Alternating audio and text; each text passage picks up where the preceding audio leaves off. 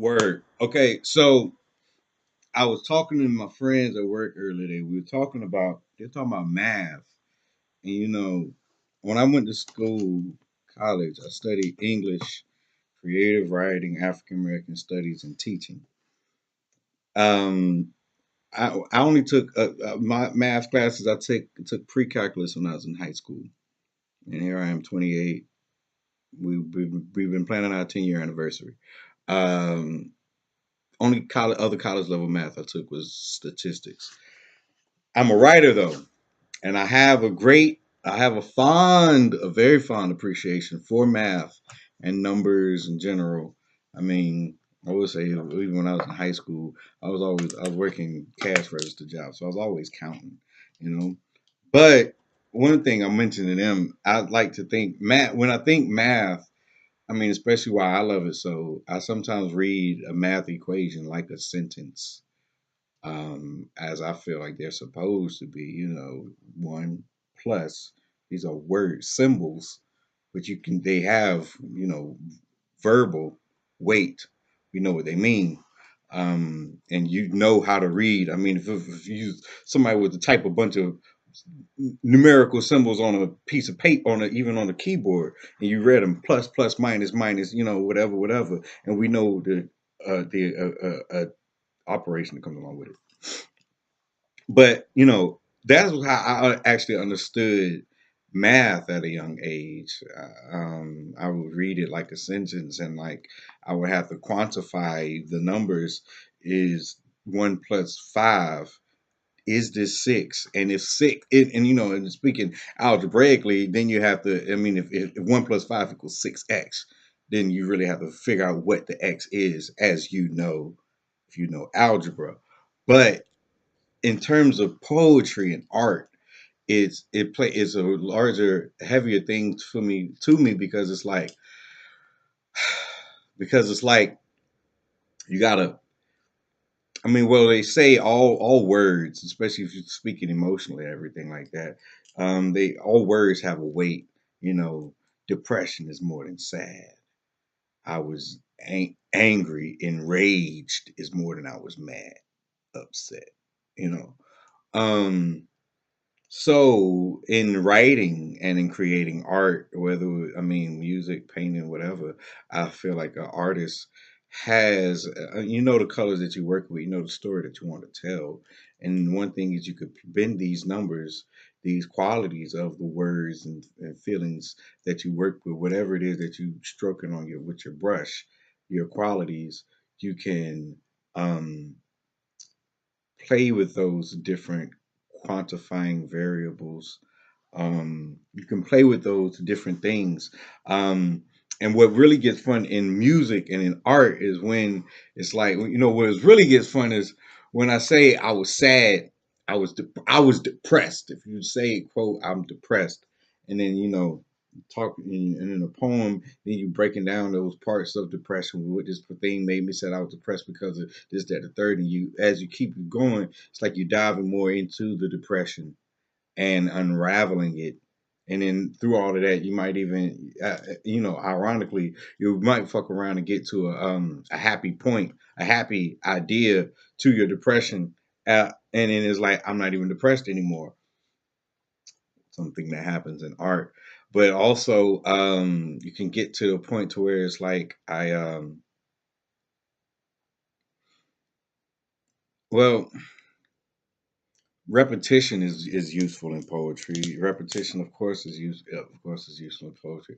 I'm making this up as I go along. When I said it earlier today, it was more straight to the point. I'm trying to elaborate on it more. One point that I made earlier was, I can't to this day I can't necessarily think of sine, cosines, and tangent exactly which one. If I had to plug it into an equation, but I feel like in quantifying, if all of the emotions are on a wheel, a 360-degree wheel circle, if I was talking to a person and they say, and one day they were at 1 o'clock on the wheel on the clock, and then the next day they're all the way over at 6, 7, and it's like I have to figure out. I feel like I can take steps to figure out how far this person is from where I thought they were and where they once were.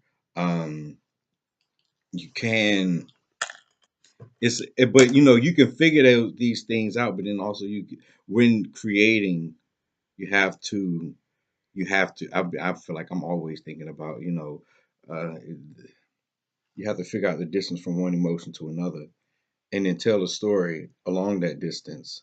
And then, I mean, even if you want to think of it as a clock, these the points along this circle, the times, they are they don't have to go all the way around. You can go.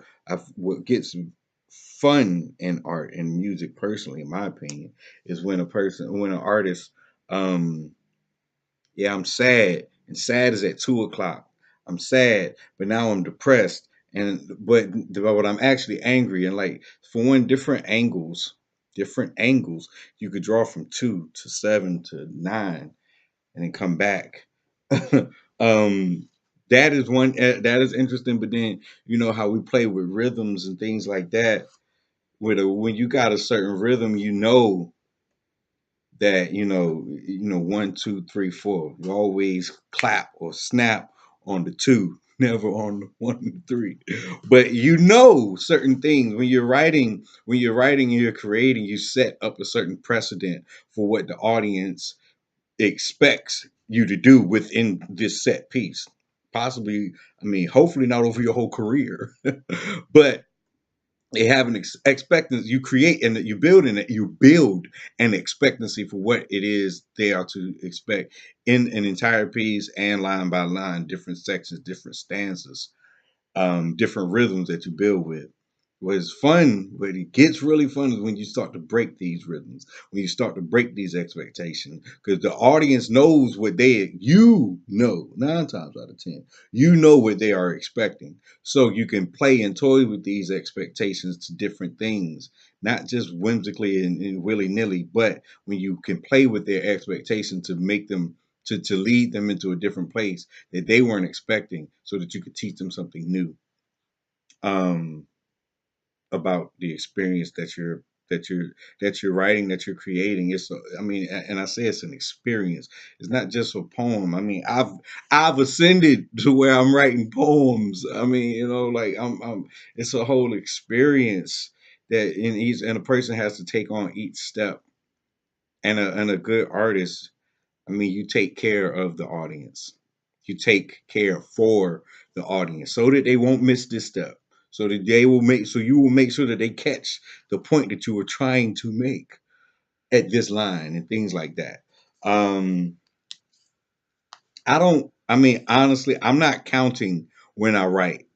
I'm not counting, but I have a visual spectrum that I'm looking at, and I mean, the colors that we reach from 2 to 9 into 3. I mean, these are different colors also, and how you put them on. I mean, as we're talking about building rhythms and repetitions, they could expect that you're going to go 2, 9, 3, 2, 9, 3, 2, 9, 3, and then you go 2, 9, 7, 2, 9, 7, 2, 9, 4, 2, 9, 4, 2, 3, 9, 2, 3, 9. I mean, it's reaching back, building off the familiarity of the two each time. But then even when it goes back from after you change the sequence from 2, 7, 2, 9, 7, and back to bringing in that 9, or the not, but then I said 2, 3, 9, where the 9 that we was expecting to be second in the sequence is now at the third in the sequence, and then the 3 is flip flop. That's a whole nother interpretation of word that you have created in that piece itself. I mean, you could do this with, I mean, with these colors, these numbers can be anything that you choose them to be. I mean, I'm thinking of this on it's a more minuscule, smaller scale, micromanaging your art, every word, I mean, because and also dealing with the play off music. I mean, as I said, I play guitar. If you know music, every in a key, in a given key, you have root, second, third, you have your different degrees. All of that, I mean, okay, if you were talking about if we were in a minor key, even a sad song, but the major or minor doesn't matter per se. We just talk about if we were playing in the key of sadness, in the major key, major overarching key, higher overarching key of depression, everything that can go in there. If you know, if depression is where we're starting at, in the key, you got your root, second, third, fourth, fifth, seventh, major key. Different chords use like a major chord use the root, the third, and the fifth. What you can do, what'll be fun is if you when I mean, you create different chords to create a minor chord with a root flatted third, a step back, and the fifth. How we could flip this even more. I mean, if you're taking this understanding of flatted third, flatted notes and chords, so to speak, flatted notes within chords. Think about that when writing, when sculpting a line of poetry. Line by line is like a chord. I mean, preferably it's going to be sung, but even more so, less so, less importantly, it is each word is a chord, and they're going to resonate with each other in the mind one way or another. They will resonate. So take control of that, take advantage of that, to acknowledge this power that you have of words each time, and sculpt them together, sculpt your poetry, sculpt your art. I mean, like music, and music is a food of love, then play on. But it is it's each step. It's each step, and I mean, uh, chords. We know certain progressions that we expect. We expect things like the 1 4 5 chord, different progressions. Flip up, change up those progressions into something else as it sounds fit to your ear, as it sounds good, or you can, reach from theory and play off that. Um, but it's all of these things. I mean, that's just in the key of sadness.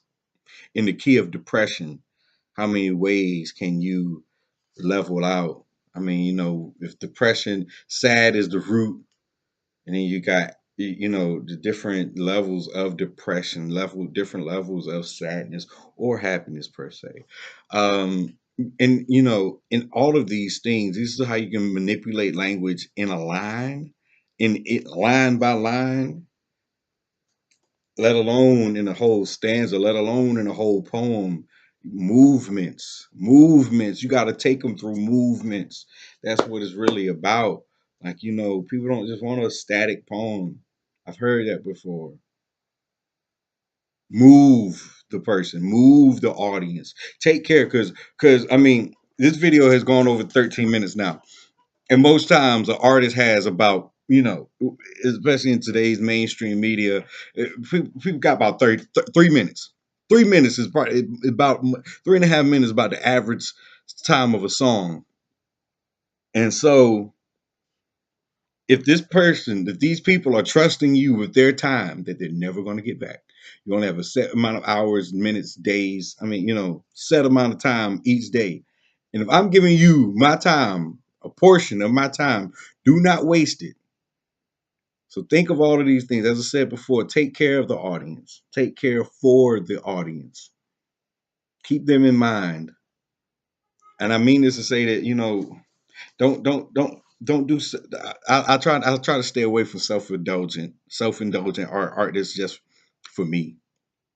I mean, art is just for I mean, sure it is. It's always just for you because nobody else may ever get it.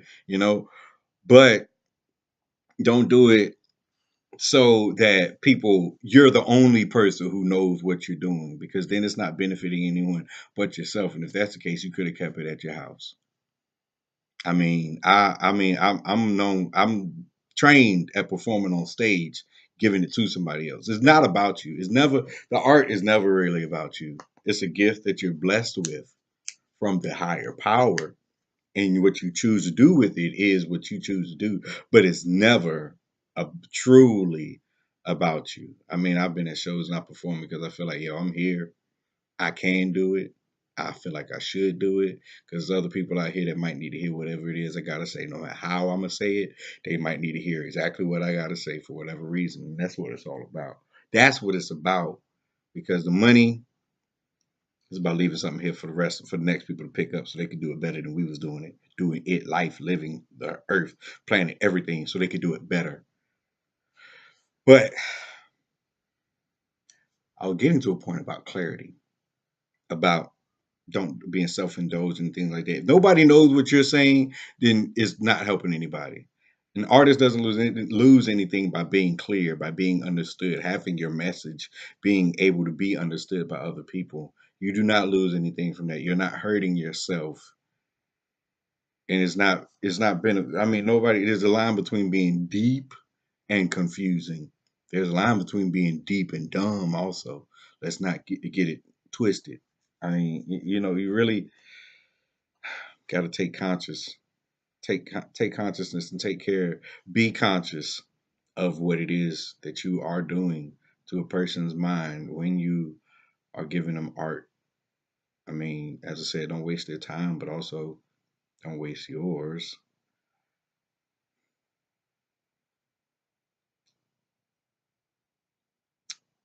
Give them the best that you got. Peace.